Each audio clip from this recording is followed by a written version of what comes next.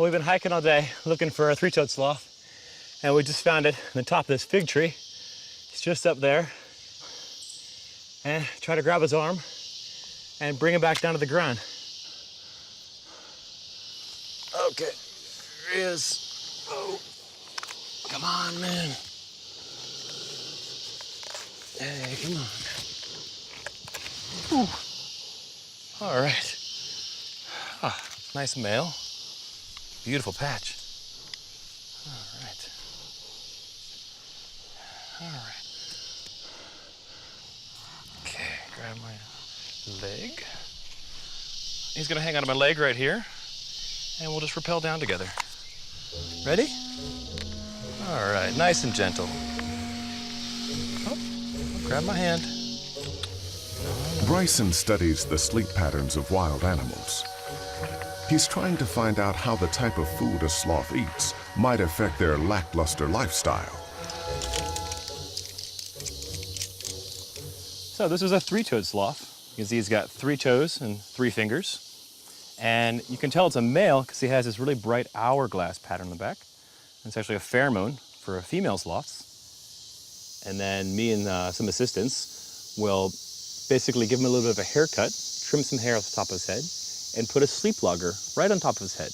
And that has a very sensitive voltage meter that can actually measure brain waves through the skin and scalp. And we can actually record sleep patterns that way. All right. So we'll go ahead and just trim a little bit of hair off the top so that we can put the sleep logger right on top of his cortex. Let's see. Sloths are laid back, but they're not necessarily lazy animals. They move slowly because their diet can only support 1/4 of the muscle tissue of other mammals of their size. So this sloth couldn't move fast enough to stop Bryson from giving him a haircut, even if he wanted to. They have really thick hair, almost like an otter. I'll go ahead and attach the housing for the logger, like a little Abraham Lincoln top hat, and that will protect the logger from all the rain we're getting.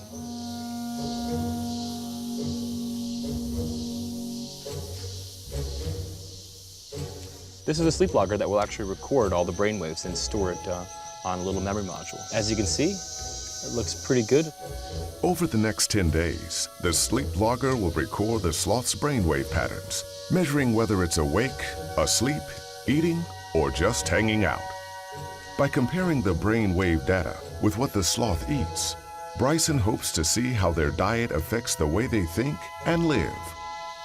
Since sloths have hardly any muscle tissue, they're slow-moving and have to hide from predators and scientists. So to make sure he'll be able to find his sloth again in the dense canopy, Bryson fits him with a radio transmitter. All right, back home. We'll see you in 10 days with your hat and radio collar.